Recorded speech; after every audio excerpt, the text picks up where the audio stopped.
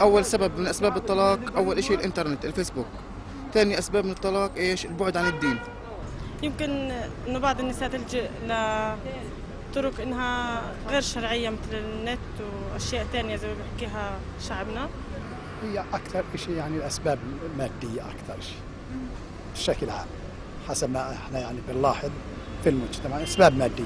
هذه التقاليد والعادات، فعشان هيك فبصير الطلاق والهذا.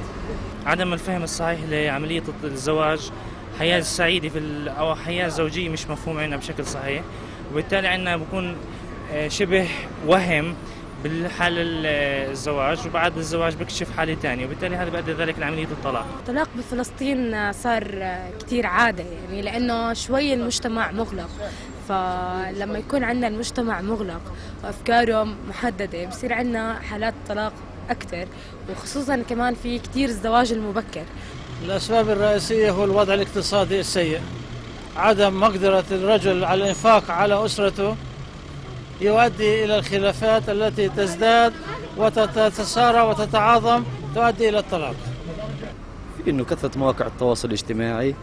ثاني شيء الظروف الاجتماعية اللي بيعيشها المجتمع الفلسطيني مش ظروف صحية، في ظروف مالية كبيرة بتعرض لها العريس، يعني بعد ما يخلص من الزواج بلاقي هو أصلا مديون 3-4 سنين لقدام.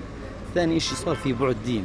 الزواج المبكر، يعني بنت بتكون عمرها 11، يعني في صف 11 بتكون عمرها 16 سنة بيروحوا أهلها بخطبوها، أو إنه ارتفاع الأسعار بشكل عام. إحنا عندنا بنعاني من مشكلة اللي هو الاقتصاد اللي عندنا. هو سبب واحد، قلة الدين فقط.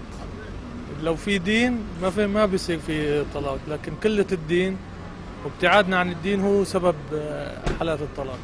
سبب مباشر هو تدخل أهل الزوج وأهل الزوجة في خصوصيات الزوج والزوجة. طبعا بيتزوجوا بدأ أبوه يفرح فيه وهو بيشتري، بيصرف عليه شهر شهرين عشان كله روح يفتح دار.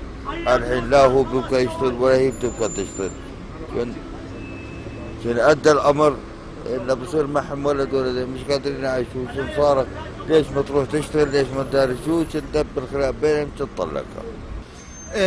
ارتفاع البطالة الموجود في البلد، ارتفاع الأسعار الموجود في البلد، بالتالي هاي الضغوطات الاقتصادية والاجتماعية هاي تتحول على طول للأسرة، لأن الأسرة هي عبارة عن المجتمع المصغر، فبالتالي الأسرة انعكاس لواقع مجتمعي. يعني بكون عندنا ضغوطات اجتماعية وضغوطات اقتصادية.